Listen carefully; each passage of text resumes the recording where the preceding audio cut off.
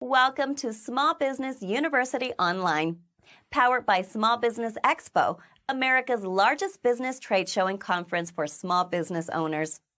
Please be sure to check out our complete webinar schedule and all on-demand recordings from previous webinars on smallbusinessuniversity.online. All of our webinars are full of incredible information to help you grow your business. This webinar is being recorded and will be made available within 24 hours on smallbusinessuniversity.online. In order to ensure optimal sound and video quality during this presentation, please make sure you are logged in using the latest version of Google Chrome. If you encounter any technical issues during the webinar, we suggest that you log out and log back in to reset your system. And now, I'm very excited to introduce today's webinar. Please take it away.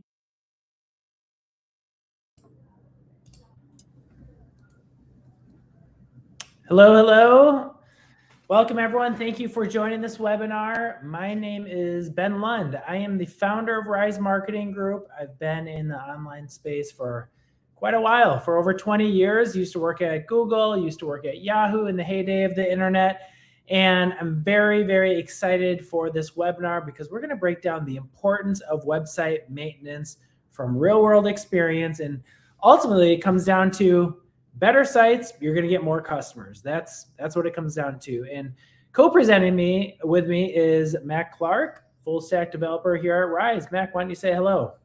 Hey, everybody. Mac here. As Ben said, I'm a full stack developer at Rise, based out of Boston, and coming up on 2 years with Rise now. I'm excited to share with you all today the importance of a well-maintained website. Excellent. And as you guys are listening, joining, feel free to just jump in with any questions. We'll try to get to them as we go. But really, I mean, today's agenda, what we're going to cover is, first and foremost, why website maintenance matters, and really now more than ever. And I'm going to pause on this for a second. As I mentioned, I've been in the internet marketing industry since mid-2000s. 10 years ago, you could have a okay website and do fine. You're going to get customers, but the games have changed. Everyone's up-leveling their website, their appearance, and you have to stay par, because otherwise customers are going to find your website, it's not on par with the competition. They're just going to leave and you're losing business. So we're going to really go into some key data points and real-world stories of why website maintenance matters more than ever. And then we're going to talk about what to look for in a website management company. There's a lot of options out there. We've seen it all. We're going to share, what to look for from a good website management company and things to avoid of maybe you shouldn't work with some companies as well. And then we're going to get into offering of what we offer for all of our clients of website management and making sure that their websites are really rendering the best position possible. And towards the end, I'm going to talk about what type of impact this can have on your business, from a poor performing website to a high performing website, just so that way you can kind of break down the math and the numbers. And then throughout or towards the end, I'm going to have my contact information. Should any of you guys want us to audit your website, take a quick peek, see how we can help to grow your business through making sure that your website is on par. So with that, let's just jump right into it.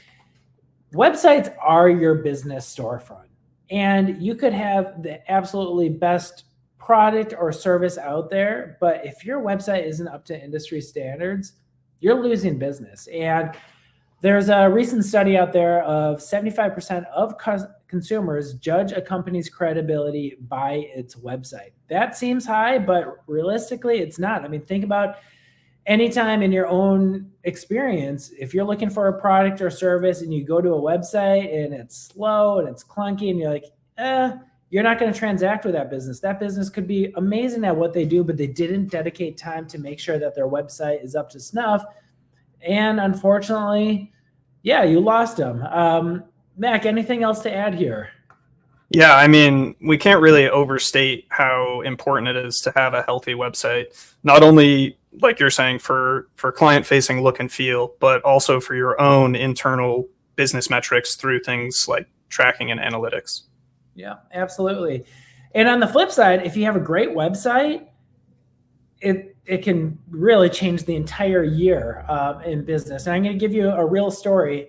One of our clients, we rebuilt their website, and I got a call from the owner a couple of weeks ago. He's in the HVAC business, and he got a lead out in Chicago, and he's based in the Boston area where we are. And this contact in Chicago called his business and said, hey, I have about 5 to 10 HVAC jobs, and I need someone to help out. Can you help out? The owner called me. He's like, Ben, I got this crazy lead. It's probably going to be around $200,000 in business this year. And he's like, they just found me online from Chicago. And he said the reason why they picked us is his website was better than all the other HVAC companies in the area. So, for better or not, like, perception is reality. And if you have a good looking website, your customers are going to want to engage with you. And if not, they're just going to go to the next one. So always just kind of take a moment, look at your peer set. Are you, one, on par, and two, no one wants to be on par. They want to be above. So that's, a key factor that, really consumers look at websites to judge their credibility. Another really interesting stat is slow sites lose potential customers. 36.8% of users will not return if a site is slow. And, as they say, speed kills. And in this case, it just kills traffic and conversion rates. And, the world has changed significantly. And I've seen so many shifts throughout my, career over here. And people they're not patient anymore because, you can blame it on mobile phones, short format video, high-speed internet, but the patience level today versus 10 years ago, massively different. So what that means is if a user clicks on your website from a mobile device, computer, wherever, and it takes a couple seconds to load, they just move on. They don't even think twice. They don't just, hang on, let's give it 10 more seconds. Slow sites just kill business. And Mac is in the back end of our clients' websites all the time. But Mac, I know you can kind of expand on this a little bit more. Yeah, we actually had a recent client who we did some work with, and their website was basically untouched for several years. Existed on an outdated old hosting provider, and it was basically unusable. You would visit the website, and it would take upwards of 10 or more seconds to load, which obviously is unacceptable. Around the 3-second range is where you start to see a huge increase in bounce rate. And of course, you're losing that potential business. So what we did was just updating their server environment alone. We brought that page speed down to less than a second. So not only is that a 20 times increase in speed, but you cross that under 1 second threshold that gives it that instant feeling that users expect out of fast sites. Yeah. So, the server environment is just one cog in a larger ecosystem, but it obviously can drastically improve performance. Yeah. And Carol, thanks for your question. Carol asked, what makes a website slow to load? Mac, that can be a variety of factors, but I'll let you answer just kind of high level. Yeah, I mean, it could be, like we just mentioned, the server. So it could be poor server-side code or a poorly maintained environment. And that's at the infrastructure level. And then you could go to the website level, and any one of 20 things could make it slow, whether it's, a bunch of plugins, which we'll actually get to on the next slide as well. Whether it's a bunch of plugins or, it hasn't been upkept, so it's old plugins and old code that's not as compatible with newer format browsers, basically. Yeah, a variety. And if anyone is listening and their site is slow, let's chat. We can do kind of a cursory free assessment for you and just really understand it. But the key is sites have to be fast. There's no way about it. It can't be slow. It's got to be quick. And also another wrinkle is, sure, your site might be appearing fast on a desktop computer connected to high-speed internet, but half your traffic is probably coming from a mobile device on a cellular network. How does your website load then? So it's like, you can't just be in a static environment. I'm like, oh, my office looks good. Like, test it on a train and from your phone. Does it still render fast? Because that's more than half your traffic typically on a mobile device. Yep, Carol, anytime. And as other people have questions, feel free to jump on in. And let's go to another key one is websites deteriorate. It's, I feel like this is an aspect that most people aren't aware of. So you build out a brand new website, great UX, backend's great, you have all these plugins and just everything's humming, right? But then over time, they just deteriorate. And Mac's example that he just shared with one of our clients that we did a total website redesign, that's what happened. Their site was probably like 8 years old. And by the time we got to it and they hired us, it was just barely chugging along. It was just, yikes, it was bad. And it was actually a pretty mature business as well. But websites deteriorate, and they're not a set it and forget it asset. It's almost like, think about like taking your car, you buy a brand new car, that car is going to deteriorate unless if you maintain it. If you maintain it, it's going to go 200,000 miles, and that's great. But if you don't maintain it, it's going to have a very short shelf life, and yeah, it's not going to do pretty well. So Luke asks, digital products deteriorate in what sense? So yeah, Mac, why don't you just kind of elaborate on how websites can deteriorate in performance? Yep, absolutely. So we kind of alluded to this previously, but yeah, I mean, it can be so many different things, but we have a few examples here. So let's talk about things like excessive plugins. They can quickly bloat. You end up having competing like race conditions between X plugin and Y plugin, and they're fighting to execute their scripts first. And that contributes to slow load time, but you can also have bloat from having so many things on your website. You could also have outdated technology stacks. So whether you are on like WordPress, for example, if you don't update the WordPress version, it exposes you to security risks, but also everything is moving along so fast. There's always new versions. There's always new hot fixes, new features, et cetera, et cetera. And if you update one thing and not the other, at some point they become incompatible, and you stop receiving, security updates for those older versions as well. There's also things with the database, like database caching and optimization. If you have a really, really, big bloated database, it makes those database queries every time someone requests data, it makes those exponentially slower. So you're going to want to, continuously clean and optimize that. And of course, there's many other things to consider, but the idea here is you want to keep them up to date up front, so you prevent cascading errors down the line, basically. Yep. And and users are just expecting a faster and faster experience. And these are just some of the many ways websites can deteriorate. There's even more examples out there, but they really need to be maintained. Otherwise, you're going to lose customers in 1 month or 1 year. You're like, I used to get 10 leads a month on my website. I haven't gotten one in a quarter. What's happening here? And you never want to wait until that happens.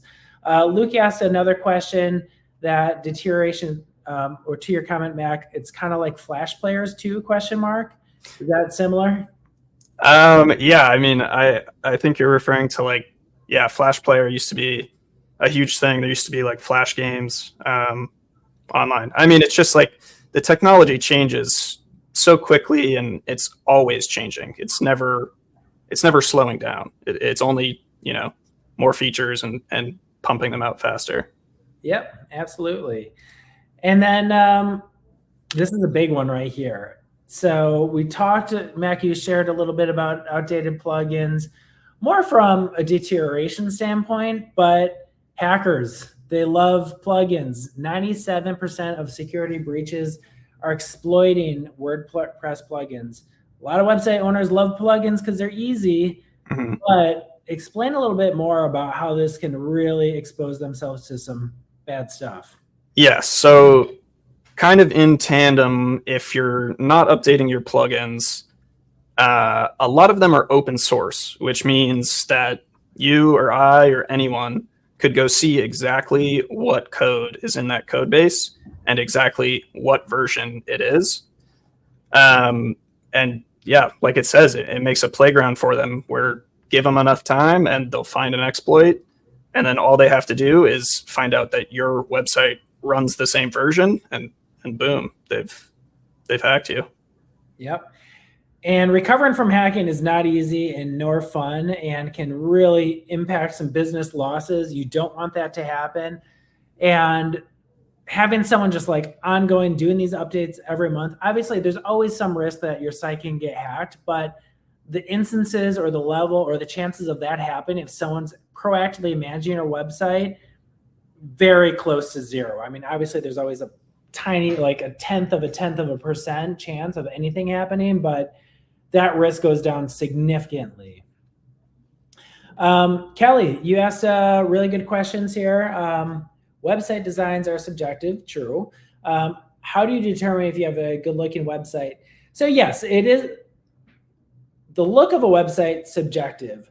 What I would say is how to quantify that. And so my response to that is,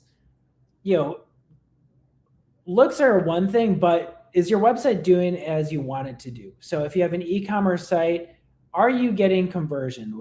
And what we'll take a look at is, what's your conversion rate? Of 100 people going to your website, do 2% convert? 2.2 to 2.5% is the industry average.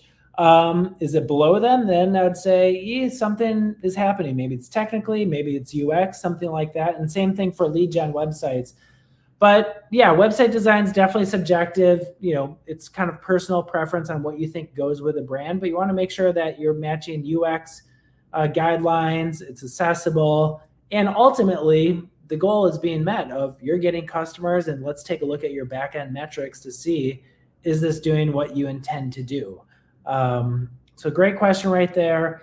Carol asked, couldn't you just set automatic update to plugins? Good question. Mac, what's your response there?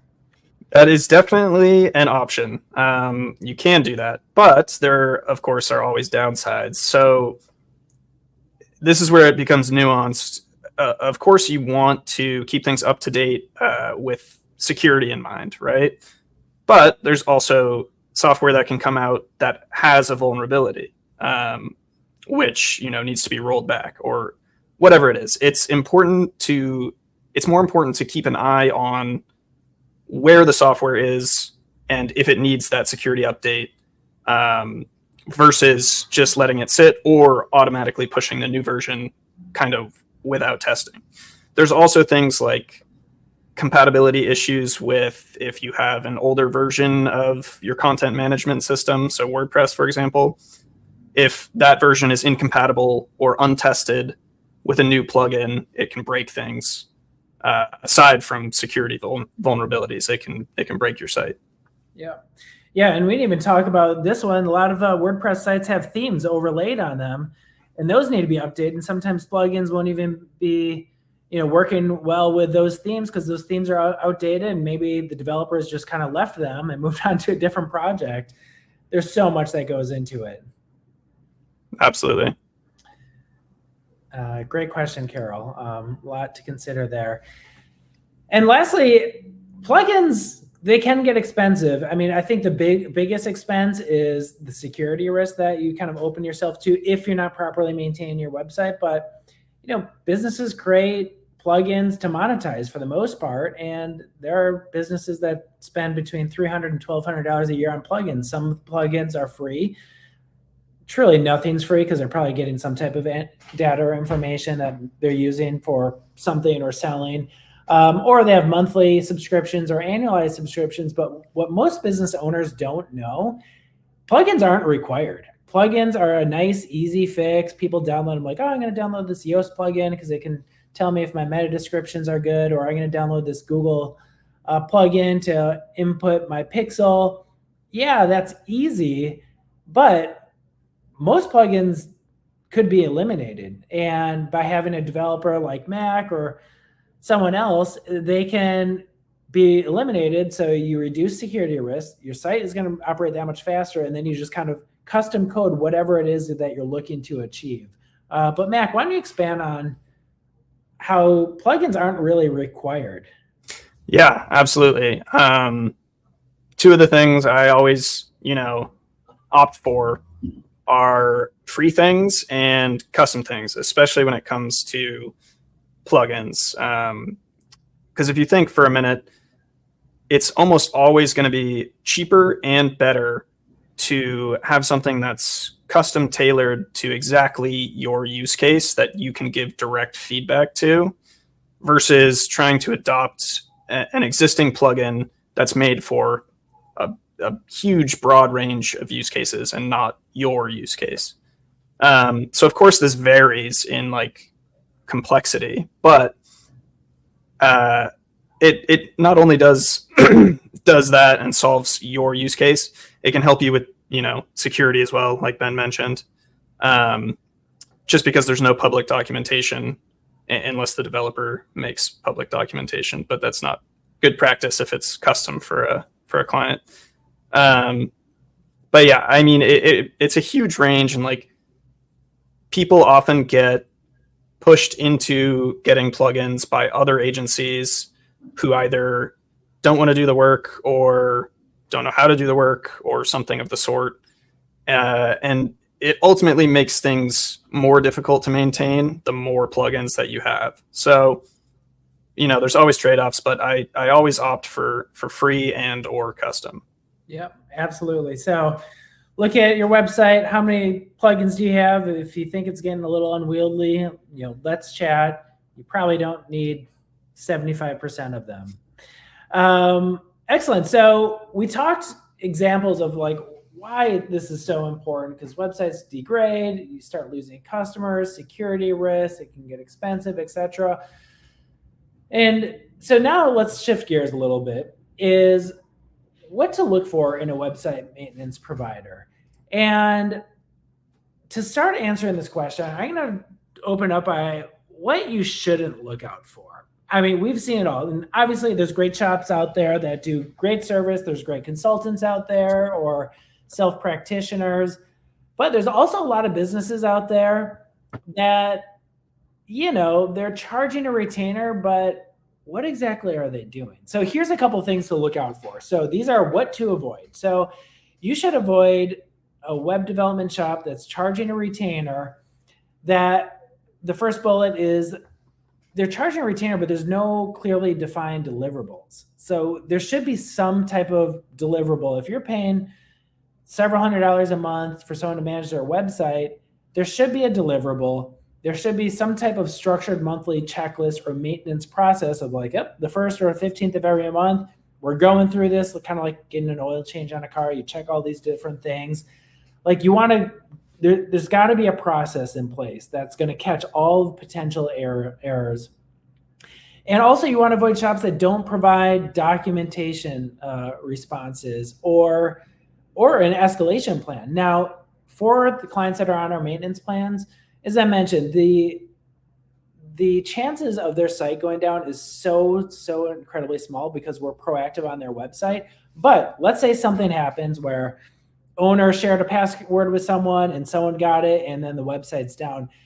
Anyone that you partner with should have an escalation plan of like, well, this is off hours.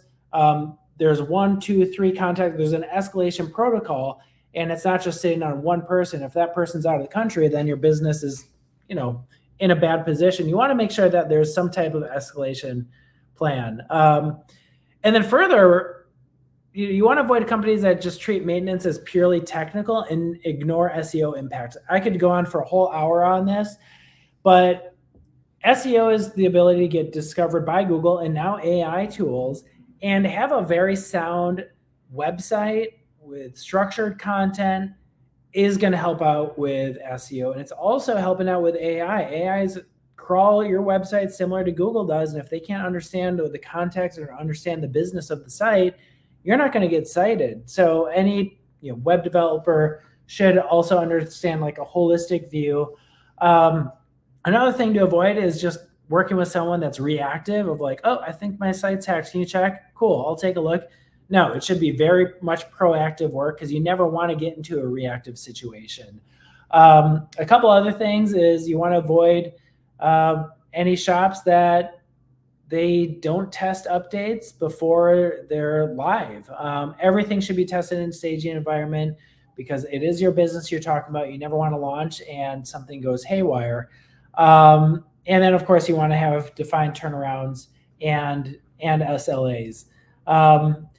There's a lot here, but this is just like from our experience and I work with clients. We work with clients all the time. Sometimes clients come to us like, hey, this shop's charging X amount per month and to manage my website. And I always say, okay, good. And they're like, so what are they doing?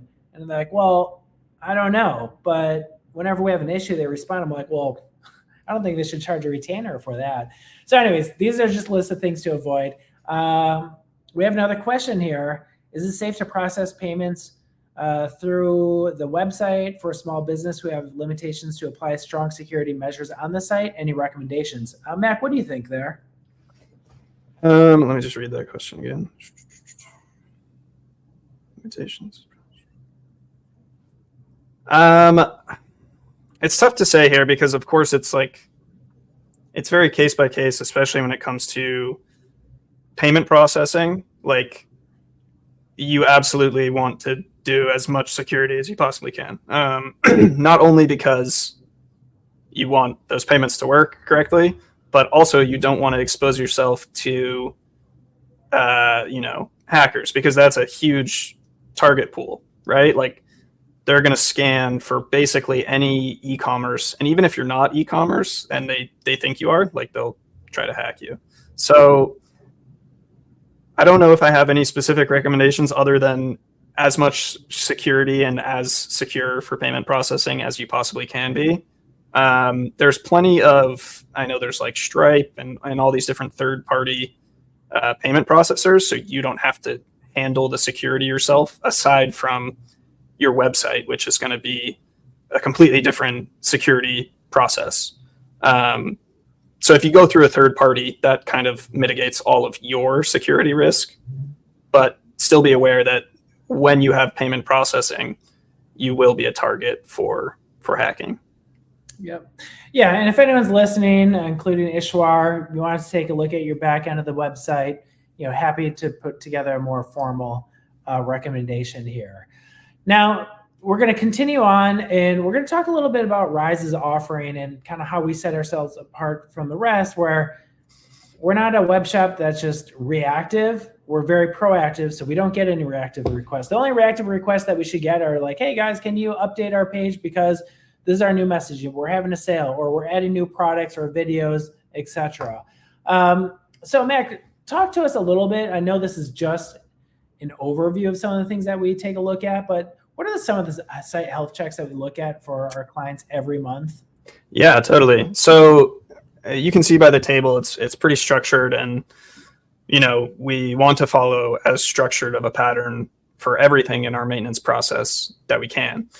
And one of those is site health checks and indicators to basically get a gauge of where the site is and pinpoint, next action steps. So these can start with basic, immediately evident checks that you would see upon visit of the website. So, like, does the homepage load? Okay, the homepage loads. Do all the pages load? Okay, all the pages load. Am I getting an insecure content warning for the SSL certificate? So things that you would see right away when visiting a website. And then they work down into the more granular checks, such as form submissions. So maybe the page loads, but maybe the form doesn't submit correctly. Or if you're an e-commerce site, key flows like checkout and add to cart and that sort of thing. And then, of course, checking error logs, page speed metrics, and console errors are things that you wouldn't immediately see that might be indicative of something else to, check on. But the overall key here is that you want to check from broad to specific, which lets you get the right context and identify the exact point in which you need to take action, in the case that something might be broken, Yep. And also for anyone running ads on Meta, Google ads, it's so incredibly important that a lot of this data, so form field submissions, transactions, that's shared via Pixel to the appropriate platform. So that way the ad platforms can get the correct data flowing. And then briefly, let's talk about a little bit of just kind of like that monthly, maintenance frequency schedule. Yep. So again, trying to be as structured as possible here. To go along with the things that we're checking, we need to schedule the time to check those items, which in my experience is often a very overlooked aspect when it comes to maintenance. When you set specific days or block off specific times to do site maintenance, it allows for not only better internal visibility of like who's doing what and when, but it also allows for a much clearer deliverable to give to the client of when and what was done. These include the site health checks that we just talked about, but they often dive into more proactive things like backup verification, security scans, server environment. And you can see there on that chart, we've tagged each one with a specific frequency.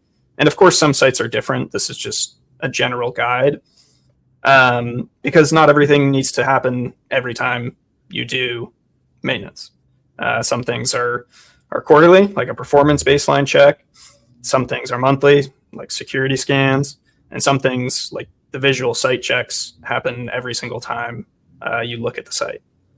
Yep. Cool. Thank you. And then also lastly is, when updates are required, a web developer shouldn't just be like, great, I'm going to just force these live. Mac, there's a process and a reason behind that, correct?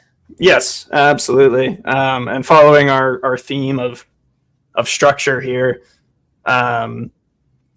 this allows for, again, that really traceable line of work and traceable logging of the work that you do.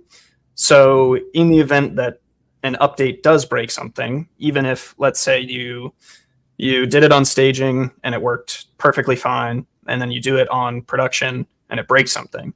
Well, now, because we've structured it this way, you have an exact point in time to reference exactly what went wrong, and you have the wherewithal to know how to fix it or to roll it back in the case that you can't fix it. And of course, this process here is just another general overview, and in practice, we go much more in depth with its own like guidelines and step-by-step process. But that's a good overview of the structure there. Yep, absolutely. Luke, appreciate the comment. It's helpful and easy to take for granted. Yes, all this is it's easy to take for granted. And honestly, most people just don't even focus on it until the site is broken or they're wondering why they haven't received any leads over the past quarter or two. But yes, it's going to get paid dividends. And I'm actually going to give a couple illustrative examples in a couple slides from now of potential, like what could this revenue impact be? But yes, if you work with Rise, what to expect, monthly health email, optional call to review updates, and of course, just website support as needed, updated messaging, graphics, creating new pages. But most importantly, work with a company like Rise. You're going to have a team working on your website. You can focus on the business. We're making sure your website's operating well. And, you should be getting more customers because your site's going to be working that much faster. And of course, we can even share recommendations from a UX standpoint, just to make sure that, we're hitting whatever targets that you're looking to hit. So what does this mean for your business? So what this means is, outside of all the technicalities that we're talking about, which is great to have someone to manage that, is going to mean lower bounce rate, higher conversion rates, and which means just more people staying on your site, and conversion rates, they're filling out that lead form, they're transacting, way stronger security. Hackers are so incredibly sophisticated now, especially using AI tools. You want to limit them as much as possible, and they're focusing on the sites that aren't updated and easier to enter. You're going to have better search engine optimization. We could talk about this for an hour. We could talk about the impact of AI in search, but you're going to get cited better on Google, earn their trust, earn AI's trust, better site speed, user experience, and then also longer website lifespan. We don't have too much to talk about this right now, but it could extend your website by a couple of years, which saves a big chunk of development costs because you're maintaining it. It's like that car analogy of instead of buying a car and then 3 years doing nothing to it and you need a brand new one, buy that same car and maintain and make updates. It's going to last you 10 years and still look like a brand new car because you take care of it.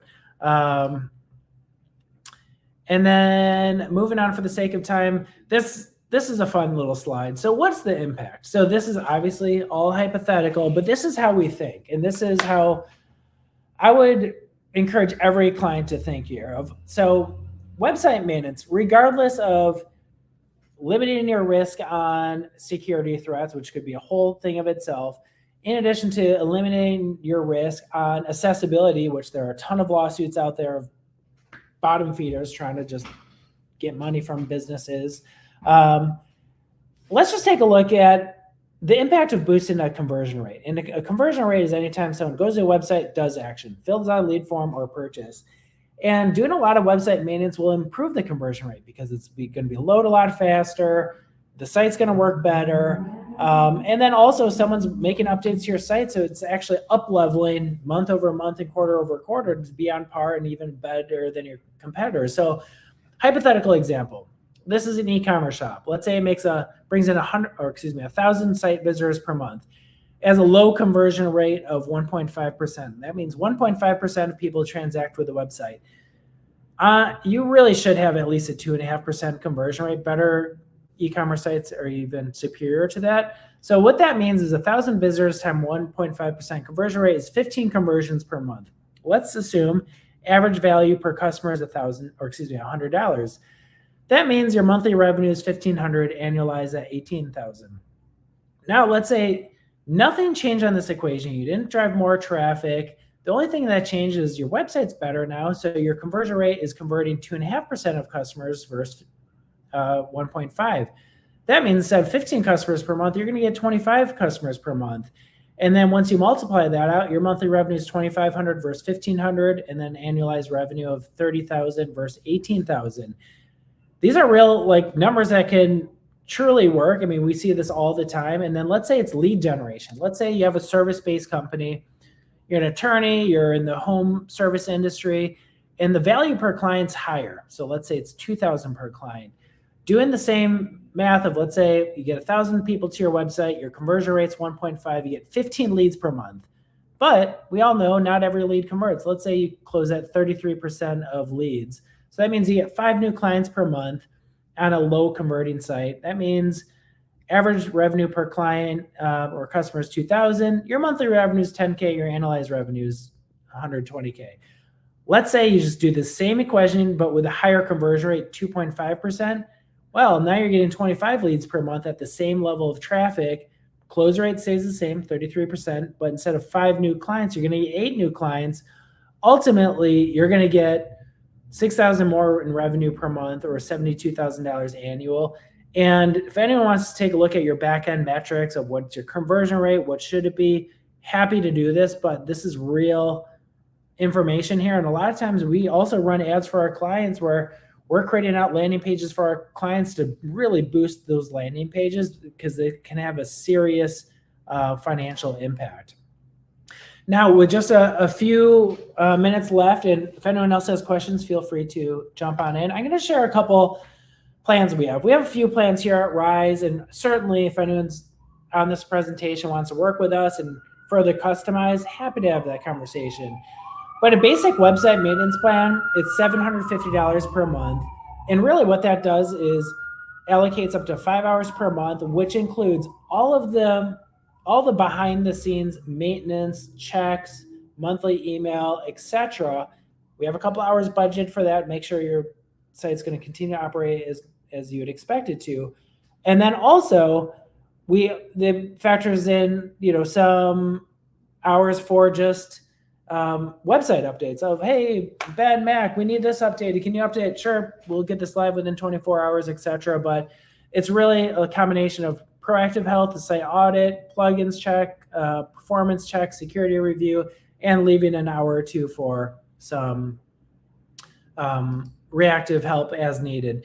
And then for larger sites, we have comprehensive plans, which is everything that's included prior, but instead of 5 hours per month, it's up to 10 hours per month. So it's still a lot of work that's put on in terms of overall security, performance, proactive measures.